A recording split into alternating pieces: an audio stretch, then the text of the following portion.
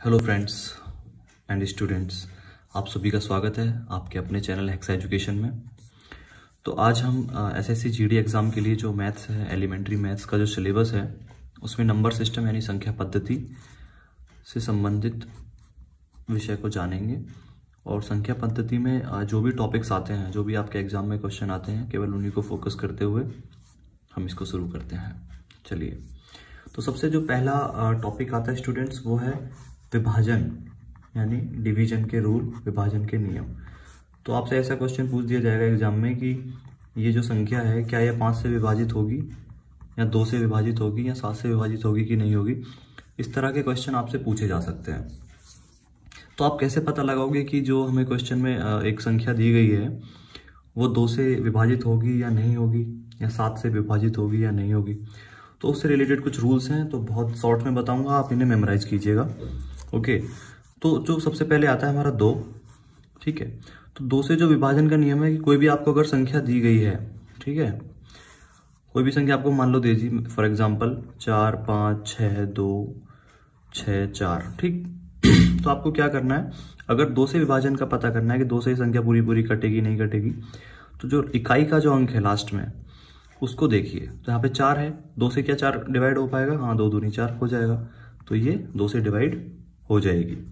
इसी के साथ दूसरा एग्जांपल देखते हैं, 1 3 4 7 3, ठीक है।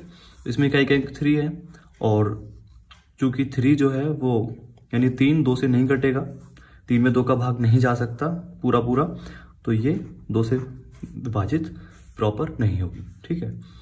इसके बाद फिर 4, ठीक है। ये मैं आपको आसानी से जो रूल्स याद रहे इसलिए मैं इसको इस क्रम में लिख रहा हूं, अन्यथा मैं इसको 3 4 5 6 7 8 उस रेंज में भी लिख सकता था, ठीक है। तो अब जैसे 4 है तो हम इसी पे अप्लाई करके देखते हैं। तो जब 2 दूनी 4 4 दूनी 8, ठीक। तो 2 वाले केस में हम देख रहे थे इकाई का अंक, 4 वाले केस में हम इकाई और दहाई दोनों अंक देखेंगे, यानी लास्ट के 2 डिजिट। तो 6 और 4 आ रहा है यानी 64। तो क्या 64 4 से डिवाइड होता है? होता है भाई, 16 चौका 64, तो यानी कि ये भी 4 से डिवाइड हो जाएगी, ठीक है। तो इसमें क्या देखनी है, हमें 2 डिजिट देखनी है, ठीक है। इसी तरह एक और क्वेश्चन, एक और एग्जांपल लेते हैं, जैसे मान लो 1 3 4 7 3, इसके 2 डिजिट लास्ट के लेते हैं, तो ये हो पा रहा है? 4 से डिवाइड नहीं हो पा रहा, क्लियर। तो इसमें क्या है, सिंगल डिजिट, और इसमें 2 डिजिट। इसी तरह 8 वाले केस में आपको लास्ट के 3 डिजिट देखने हैं। चलिए 8 का फॉर्मूला अप्लाई करके देखते हैं इस पे। 4 5 6 2 6 4, ठीक है। तो लास्ट के 3 डिजिट लेने हैं हमको, तो 1 2 3 यानी 2 से लेकर 4 तक, यानी 264। अब 8 से 264 को डिवाइड करके देखते हैं। चलिए यहाँ पे मैं 8 से 264 को डिवाइड करके देखता हूँ क्या होता है। 8 तिया 24, 2 बचा, 4 उतार लिया नीचे, 8 तिया 24, तो ये 8 से पूरी तरह डिवाइड हो गया है, यानी कि ये 8 से डिविजिबल यानी विभाजित हो जाएगी ये संख्या, क्लियर।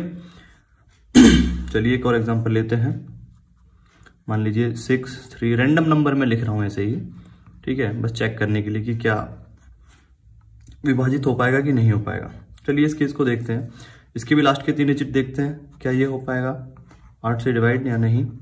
296 में डिवाइड कर रहे हैं भाई हम, 8 तिया 24, 5 बचा, 44 8 7 56, यस, ये भी डिवाइड हो जाएगा 8 से। तो हमने क्या सीखा कि यदि 2 से हमें पता लगाना है तो सिर्फ लास्ट का एक अंक देखेंगे कि उसमें 2 से भाग प्रॉपर जा रहा है नहीं जा रहा, और यदि 4 से पता लगाना है तो लास्ट के 2 डिजिट देखेंगे, और अगर 8 से पता लगाना है तो लास्ट के 3 डिजिट में हम 8 से डिवाइड करके देखेंगे। तो यहाँ तक आई होप कि आपको क्लियर हो गया होगा। चलिए अब नेक्स्ट जो नंबर है वो है 5। तो पहले मैं काफ़ी आसान जो है वो मैं आपको सिखा रहा हूँ, ठीक है। तो 5 वाले केस में आपको दोस्तों कुछ याद नहीं रखना, बस लास्ट में जो डिजिट है वो 0 या 5 होनी चाहिए, ठीक है। अब जैसे ये वाली जो संख्या है 4 5 6 2 6 4, तो इसके लास्ट में तो 4 आ रहा है, और होना क्या चाहिए था, 0 या 5। क्या होना चाहिए लास्ट में, 0 या 5 होना चाहिए। अगर इसमें से आपको 5 से डिवीजन पता करना है तो लास्ट में 4 है तो ये नहीं होगा। अगर मान लो 13 625 लिखा हुआ है तो लास्ट में 5 है तो ये 5 से डिवाइड हो जाएगी, या लास्ट में 0 है मान लो 62 40 है तो ये भी डिवाइड हो जाएगी। क्लियर? तो ये 5 का बहुत ही आसान है कि लास्ट में आपको इकाई का अंक जो है वो 0 या 5 होना चाहिए। अब पता करते हैं 3 के बारे में। ओके, तो मैं थोड़ा फास्ट गति से पढ़ा रहा हूँ ताकि कम से कम समय में ज़्यादा हम सीख पाएँ। तो 3 से अगर हमें पता लगाना है, चलो इसी पे एक अप्लाई करके देखते हैं। 4 5 6 2 6 4। ठीक तो 3 से पता लगाने का सबसे आसान तरीका है कि आप सारे अंकों को जोड़ दो। 4 और 5 9, 9 और 6 15, 15 2 17, 17 6 23, 23 और 4 27। तो इनका जो सम आया वो कितना आया है, योग जो आया वो कितना आया है, 27। ठीक है, अभी जो योग जो आया सभी अंकों का, ये 27 क्या 3 से डिवाइड हो पा रहा है, हो जा रहा है, 9 आ जा रहा है आंसर। तो इसका मतलब क्या है कि ये 3 से डिवाइड हो जाएगी। तो इसमें क्या करना है, योग सभी अंकों का। ठीक है, ये करना है आपको। यदि सभी अंकों का योग 3 से डिवाइड नहीं हो पा रहा है तो नहीं होगा, 3 से भाग इसमें नहीं जाएगा। क्लियर है? ओके, इसी तरह 9 का हम पता लगा सकते हैं। 9 वाले केस में भी मान लीजिए मैं एक रैंडम एग्जांपल लेता हूँ, 6 3 5 9 4 2 3। ठीक, अब इसमें देखते हैं क्या ये 9 से डिविजिबल है। तो 9 वाले केस में भी हमको वही करना है, सभी अंकों को जोड़ेंगे। 6 और 3 9, 9 और 5 14, 14 9 23, 23 4 27, 27 2 29, 29 और 3 32। तो सभी का जो योग आया है, अंकों का योग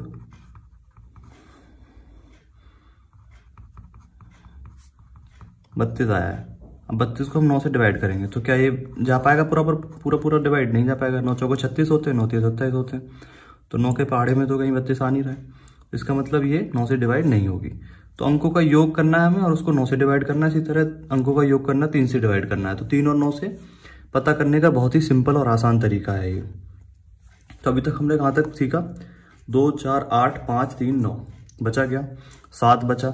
ठीक है, और अगर कोई संख्या आपको 10 से डिवाइड करनी है तो सिंपल है 10 के लिए तो कि भाई लास्ट में 0 आना चाहिए। तो उसमें कोई बहुत बड़ा रॉकेट साइंस नहीं है। अब हम 7 पे आते हैं। ठीक है, 7 वाले केस में आपको क्या करना है कि सपोज कीजिए मैंने लिख दिया 792 फॉर एग्जाम्पल। ठीक, जो लास्ट का जो अंक है, ठीक है, ये जो लास्ट का अंक है इसको हम क्या करेंगे, लास्ट के अंक को हटा लेंगे, बाकी के 2 अंक बचे उनको लिखेंगे पहले, माइनस का सिंबल लगाएंगे और जो लास्ट का अंक है इसमें क्या कर देंगे, 2 से इसका दुगना कर देंगे। ठीक है, 2 दूनी 4, तो 79 में से 4 के तो कितने बचे, 75।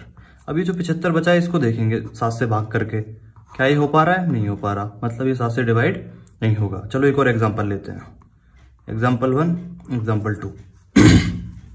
मान लीजिए 893 लिखा है। ठीक है, तो क्या करेंगे हम, लास्ट के डिजिट को तो छोड़ देंगे, आगे के 2 लिखेंगे केवल, मतलब आगे चाहे कितनी लंबी संख्या हो वो लिखेंगे, लेकिन इकाई वाले अंक को हम छोड़ देंगे। ठीक है, माइनस लगाएंगे, अब इकाई वाले अंक में 2 से मल्टीप्लाई कर देंगे। तो 89 में से 6 गए तो 2 3 6, 89 में से 6 गए तो कितने बचे, 83। अब 83 को आप 7 से डिवाइड करके देखेंगे तो क्या ये डिवाइड हो पा रहा है, 7 से, 12 7 84, तो ये नहीं हो पा रहा है ना। तो ये भी नहीं है, यानी कि ये दोनों ही संख्या जो है वो 7 से डिविजिबल नहीं है। ठीक है, तो इसमें आपने 7 से डिवीजन के बारे में देखा। चलिए अब हम देखते हैं क्या 11 का क्या नियम है। ठीक है, 11 से विभाजन का क्या नियम है। ठीक है भाई, अब मान लीजिए मैं एक संख्या लिखता हूँ, ऐसी रैंडम एक संख्या लिख रहा हूँ, 5 6 7 8 9 4 3 2। ठीक, अगर आपसे कोई पूछे कि भाई ये 11 से डिवाइड हो पाएगी, तो इसमें कुछ नहीं करना आपको। ठीक है, मान लीजिए आप पीछे से अगर चल रहे हैं इकाई के अंक साइड से, तो एक अंक छोड़ के आप निशान लगा लीजिए। ठीक है, अभी तक तो कुछ बचा नहीं। अब इन सभी अंकों को जिन पे ऊपर आपने निशान लगाया जोड़ लीजिए। ठीक है, 2 और 4 6, 6 और 8 14, 14 और 6 20। ठीक है, 20 कर लो। इसी तरह 5 और जो बाकी जो बचे उनको जोड़ लो, 5 7 12, 12 9 21, 21 और 3 24। ठीक है, यहाँ हम ऐसा कर सकते हैं, इधर 20 छोटा आ रहा है, कोई बात नहीं, 20 में से 24 गए तो माइनस के 4 बचा। चलिए इस माइनस के 4 को, माइनस सिंबल को, माइनस जो चिन्ह है इसको हम इग्नोर करते हैं। अब देखिए जो 4 है क्या 11 से डिविजिबल है, नहीं है।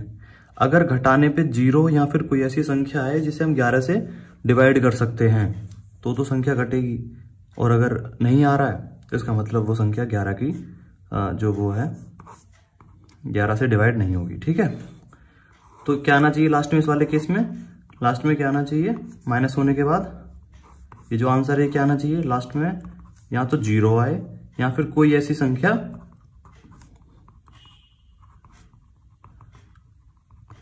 जिसे 11 से विभाजित किया जा सके।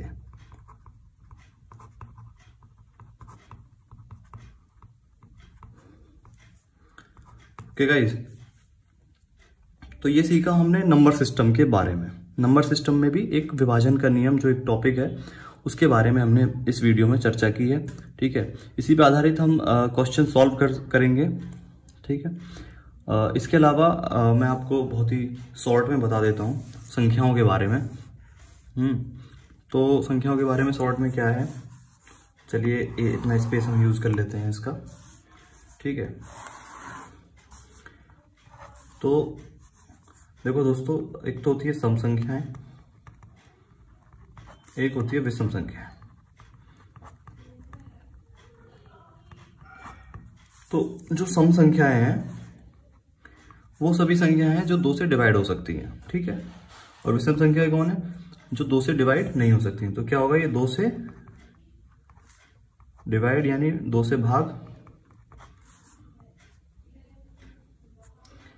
किया जा सकता है प्रॉपर। ठीक है, और इनमें 2 से नहीं किया जा सकता। ठीक है भाई, तो विषम और सम का डिफरेंस यही है। ठीक है, अब 2 से भाग दिया जा सकता है नहीं दिया जा सकता, वो तो आप वैसे ही पता लगा लोगे कि इकाई का अंक देख के संख्या का। ठीक है, तो सम संख्याएं और विषम संख्या के बारे में तो कोई बहुत ज्यादा रॉकेट साइंस है नहीं। इसके अलावा एक और होता है, इसे एक संख्या होती है जिन्हें हम बोलते हैं अभाज्य संख्याएं। ठीक है, अभाज्य संख्या इनको इंग्लिश में बोलते हैं प्राइम नंबर। ठीक है भाई, जो प्राइम नंबर्स हैं वो ऐसी संख्या है कि भाई उनमें उनके केवल 2 ही गुणनखंड होते हैं, यानी या तो वो खुद से कटेंगी या 1 से उनमें भाग जा सकता है। ठीक है, या तो खुद से भाग जाएगा या फिर 1 से जाएगा। जैसे सपोज फॉर एग्जांपल 13 है, अब 13 में आप या तो 13 को 13 से काट सकते हो, ठीक है, या फिर 13 को 1 से काट सकते हो। तो 1 से काटोगे तो 13 बार ही जाएगा। तो इनके सिर्फ 2 ही गुणनखंड होते हैं, या तो ये खुद और या फिर 1। इसके अलावा कोई अन्य संख्या इनको विभाजित नहीं कर सकती। क्लियर? इसी तरह 3 जैसे है, 5 है, 7 है, अब 9 है। 9 को तो 3 से काटा जा सकता है, 9 के तो 2 से ज्यादा गुणनखंड हो गए। ठीक है, तो 9 अभाज्य संख्या नहीं है। तो एक और क्वेश्चन आपसे पूछा जा सकता है कि भाई जो 100, मान लो 1 से लेकर 100 तक हम गिनती सीखते हैं, तो 100 से कम कितनी अभाज्य संख्याएं हैं? कितनी अभाज्य संख्याएं हैं? ठीक है, तो इसका आंसर है भाई 25 अभाज्य संख्याएं हैं। 25 अभाज्य संख्याएं हैं। चलिए, ये तो रही ये बात। अब अगर आपसे कोई ये पूछे कि भाई एक संख्या मान लो आपको दे दी, सपोज मैंने आपसे बोला भाई 112, इसको पता करो क्या 112 अभाज्य है, अभाज्य संख्या है, ये मान लो क्वेश्चन आ गया। ठीक है, तो आपको क्या करना है, कभी किसी भी संख्या के बारे में अगर आपको पता लगाना है, ठीक, तो आप ये देखो कि 112, 10 का स्क्वायर कितना होता है? 100 होता है। 11 का स्क्वायर होता है 121। तो इस संख्या से जस्ट जो ज्यादा जो जिस संख्या का स्क्वायर आ रहा है, मान लीजिए कि 10 का स्क्वायर तो होता है 100, ठीक है, 10 का वर्ग और वर्गमूल के बारे में भी हम सीखेंगे। ठीक है, स्क्वायर का मतलब 10 की 10 में गुणा। ठीक, ऐसे ही 11 का स्क्वायर का मतलब 11 की 11 में गुणा, यानी 121 आ गया। अब 112 जो है वो 100 से तो बड़ा है लेकिन 121 से छोटा है, तो जो बड़े वाली संख्या है 11, तो उसको आप नोट कीजिए। अब ये देखिए कि क्या 11 से छोटी जितनी भी जो अभाज्य संख्या हैं, 11 से छोटी अभाज्य संख्या कौन कौन सी है? 11 तो खुद है, 11 के बाद छोटी में बात करेंगे तो 7, 5, 3। ठीक है, 7, 5, 3। तो पहले इनसे ट्राई करके देख लेते हैं। तो क्या देखो 7 से जा रहा है 112 में, तो 7 से 112 को काटेंगे आप तो 16 7 112, तो पहले ही कट गया। ठीक है, तो 16 से डिविजिबल हो रहा है तो ये अभाज्य संख्या नहीं है। तो आंसर क्या आएगा हमारा 112 अभाज्य संख्या नहीं है। ठीक है, तो इसमें मैंने काफ़ी शॉर्ट में मैंने चर्चा की है। ठीक है, इसके अलावा इसमें काफ़ी सारे टॉपिक्स हैं नंबर सिस्टम में ही, और उनके हम चुनिंदा जो क्वेश्चंस के टाइप्स हैं केवल उनको सॉल्व करेंगे। ठीक है, तो आपका ये वाला जो चैप्टर है मैं कोशिश करूंगा कि कम से कम समय में अच्छे से रेडी हो जाए।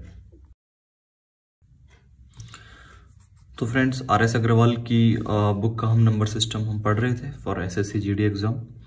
तो इसमें कुछ इंपॉर्टेंट फार्मूलाज हैं।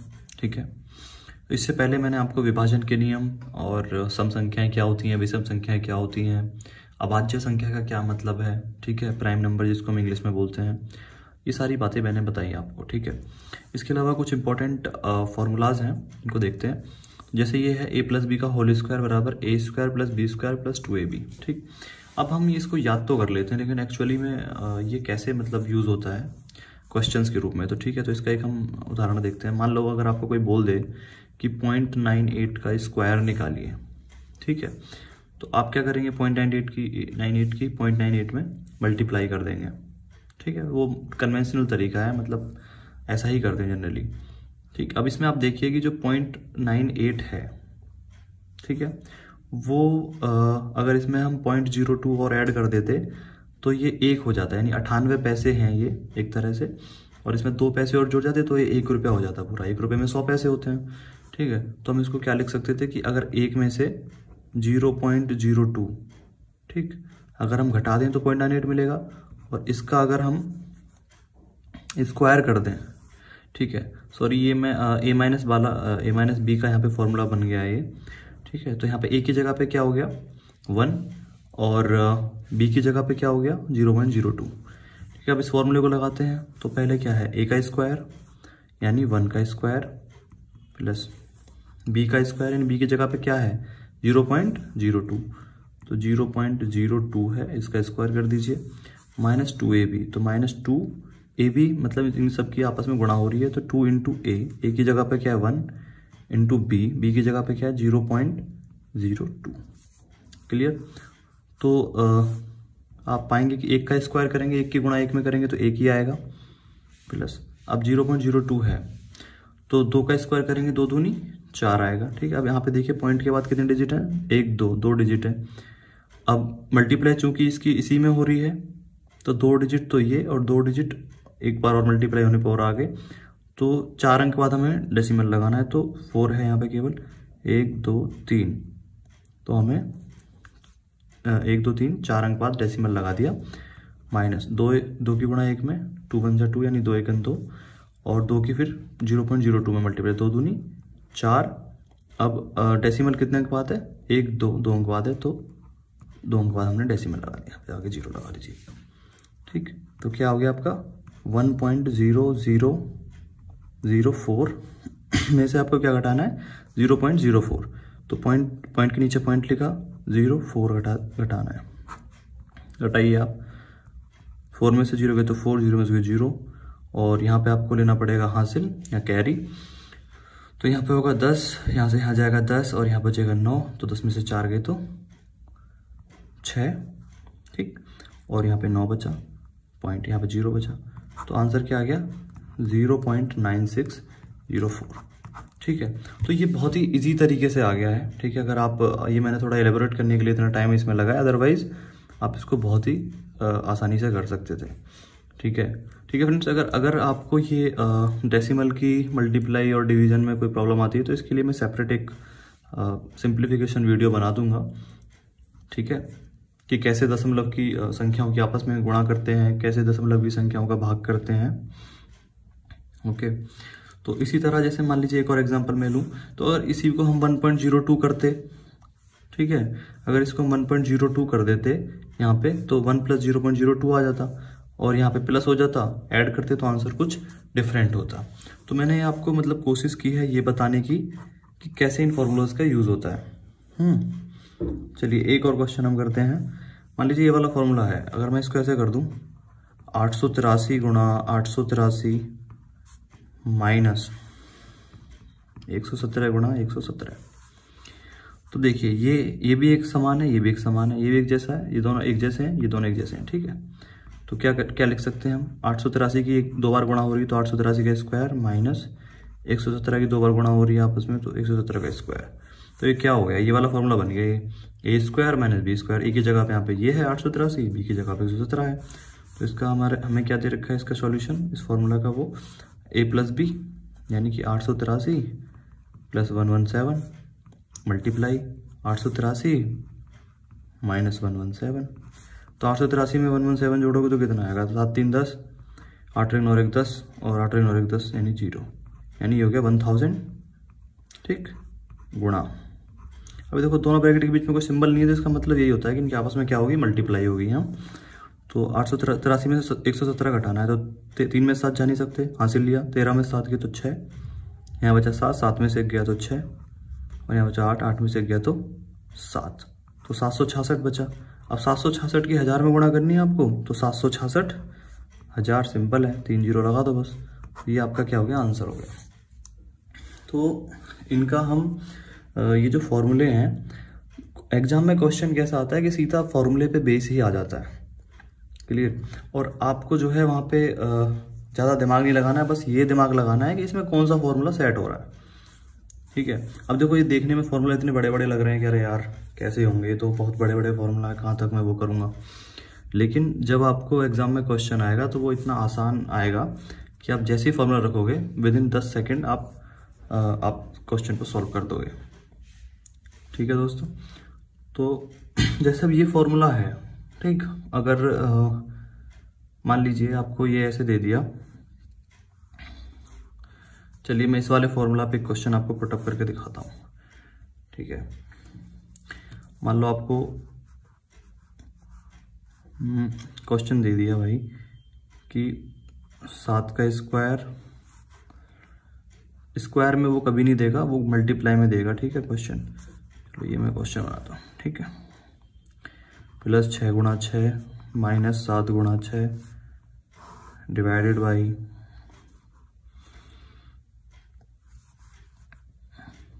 7 गुणा 7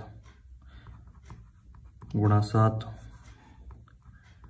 प्लस 6 गुणा 6 गुणा 6, ठीक है। इस तरह से आपको दे दिया। तो आप तो सोचो यार ये तो बहुत लंबा चौड़ा क्वेश्चन हो गया, कैसे मैं करूँगा इसको। तो आपको कुछ नहीं करना है, सिंपली इसको 7 का स्क्वायर दे रखा है, ठीक है, 2 बार मल्टीप्लाई हो रही होती, प्लस 6 गुणा 6 तो 6 का स्क्वायर होगा, सिंपल सी बात है। 6 का स्क्वायर कर दो माइनस 7 गुणा 6, ऐसे बना दिया आपने इसको। नीचे देखिए अब ये क्या 3 बार मल्टीप्लाई हो रही है तो 7 की क्यूब प्लस 6 की 3 बार हो रही है तो 6 की क्यूब, ठीक है। अब देखो ये a की क्यूब प्लस b की क्यूब वाला फॉर्मूला यहाँ पे आपका बन गया है। तो आपको बस इस फॉर्मूले को ओपन कर देना, ऊपर जो के तो लिख देते हैं, ठीक है। अब फॉर्मूले को ओपन कर देते हैं तो क्या आएगा आंसर, a प्लस बी यानी 7 प्लस 6, ठीक है। और फिर क्या आएगा 7 का स्क्वायर प्लस 6 का स्क्वायर माइनस 7 गुणा 6। अब देखो ये दोनों मल्टीप्लाई में है और ये पूरा ब्रैकेट में बंद है, ये भी बंद है, तो हम ऊपर वाले को इससे उड़ा सकते हैं, ठीक है, कट जाएगा वो। ऊपर नीचे क्या हो जाए 7 प्लस 6 यानी 13। तो ये आपका क्या हो गया, आंसर हो गया। तो कितनी आसानी से आपने कर दिया। अदरवाइज आप क्या करते कि मल्टीप्लाई करते इनकी, फिर इसकी मल्टीप्लाई करते सभी की, फिर इनको जोड़ते, फिर आप मतलब फंस जाते एक तरह से।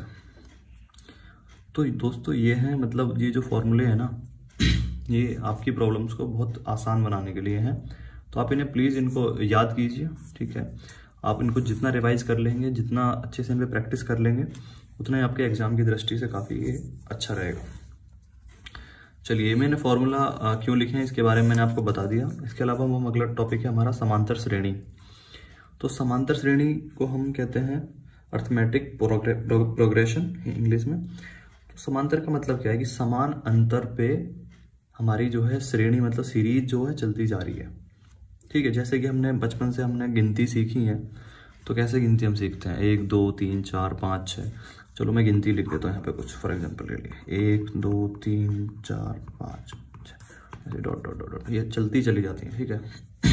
अब आप देखेंगे कि इनके बीच में क्या है, समान अंतर है, यानी 2 में से 1 गया तो भी 1 ही बचेगा, 3 में से 2 गया तो भी 1 ही बचेगा, 4 में से 3 गए तो 1 ही बचेगा, यानी बीच में जो डिफरेंस आ रहा है इनके वो 1 का डिफरेंस आ रहा है, यानी जो सार्व अंतर है, यानी इनमें सभी के अंतर जो सार्व अंतर मतलब सभी के बीच में जो अंतर है वो सेम है। ठीक है, आप कहीं तक भी बढ़ते चले जाइए। तो ये है मतलब खासियत समांतर श्रेणी की। ठीक है, तो जैसे अब हम इस पे अगर हम क्वेश्चन देखें, मान लीजिए कि मैंने लिखा इसे एक मैं चलो एक क्वेश्चन बना देता हूँ क्वेश्चन। ठीक है, तो 6, 8, 10, 12, 14 मतलब सॉरी 14, 16। ठीक है, ये सीरीज है। ठीक है, बढ़ती जा रही है सीरीज आगे तक, पता नहीं कहाँ तक जा रही है। ठीक है, अब आपको क्या करना है, तो इसमें सबसे पहले तो ये बताइए कि इनके सबके बीच में डिफरेंस कितना है। तो कोई भी 2 पद ले लीजिए आप, तो ये पहला पद है, दूसरा पद, तीसरा पद, चौथा पद, ऐसे चल रहे हैं। ठीक है, तो इसको हम डिनोट करते हैं सार्वांतर को डी से। ठीक है, डी मतलब डिफरेंस हो गया 2 पदों के बीच में, तो 8 में से 6 गया तो कितना बचा 2, तो डी की वैल्यू क्या आ गई 2 आ गई। क्लियर। अगर कोई आपसे अब ये पूछे कि भाई इस सीरीज में हमें 15वां पद बताइए क्या होगा। ठीक है, अब यहाँ पे तो मैंने कितने लिखे हैं 1 2 3 4 5 6 लिखे हैं केवल। अब पूछ रहा है क्वेश्चन में कि 15वें पद का मान बताइए क्या होगा। ठीक है, तो इसमें जो फॉर्मूला TN, टी का मतलब है टर्म, हिंदी में कहते हैं इसको टर्म को पद, तो TN मतलब यानी T15 यानी 15वां पद का फॉर्मूला क्या होगा ए क्या होता है, जो सबसे पहला पद है उसको हम ए कहते हैं फर्स्ट। ठीक है, अब n-1, n क्या है यहाँ पे 15वां है, तो 15 लिखेंगे n की जगह पे -1, और d की जगह पे क्या लिखेंगे जो हमारा सार्वंतर आया है d, तो 2 की गुणा करनी पड़ेगी। ठीक है, ये मल्टीप्लाई में है d इसके साथ। और a की वैल्यू क्या है यहाँ पे, पहला पद जो होता है 6, ये हमारा a होता है। ठीक है, तो T15 की वैल्यू कैसे पता लगाएंगे, 6 + 15 में से 1 गए तो 14 गुणा 2, 14 दूनी 28, और 28 इसको जोड़ेंगे 6 + 28, 28 और 6 34, तो जो 15वां पद होगा वो 34 होगा। क्लियर। तो ये है समांतर श्रेणी में पद हम कैसे निकालते हैं, तो बहुत यूजफुल है ये। इस पे बेस भी बहुत छोटा सा क्वेश्चन आपका आ सकता है, आपसे पूछ सकता है एग्जामिनर, या फिर SSCGD के एग्जाम में कोई सिंपल सा क्वेश्चन आ गया और कि भाई 7वां पद बता दो इसमें क्या है। ठीक है, या फिर सिंपल क्वेश्चन किस तरह से आते हैं एग्जाम में, मान लीजिए कि आपकी ये सीरीज है। ठीक है, यहाँ पे केवल 6 पद दे रखे हैं और मैं पूछूं यार इसमें ना मुझे 25 पदों का योग चाहिए, यानी इसके जो 25 टर्म हैं उनका योग कितना होगा, ये आपसे क्वेश्चन पूछा जा सकता है। तो अब ये क्वेश्चन हम डेटा इसी का लेंगे क्वेश्चन का। ठीक है, तो अब इसमें देखिए ए की वैल्यू कितनी दे रखी 6, मैंने यहाँ पे बताया, जैसे डी यहाँ पे 2 हमने निकाल रखा ऑलरेडी। ठीक है, तो डी मैंने बता दिया 2 पदों के बीच में जो डिफरेंस है, जो अंतर है, जैसे 8 और 6 के बीच में कितना 2 का अंतर है, 10 और 8 के बीच में 2 का अंतर है। ठीक, तो हमारा डी की वैल्यू पता है, ए की वैल्यू पता है, और एन की वैल्यू क्या दी है 25। तो जो SN है ये क्या है हमारा, ये तो पद निकालने के लिए फॉर्मूला, और ये है योग निकालने के लिए। ठीक है, सम, एस का मतलब होता है सम, और इंग्लिश में योग को हम क्या कहते हैं, सम कहते हैं। ठीक है, तो चलिए यहाँ पे करते हैं इसको सॉल्व। ठीक है,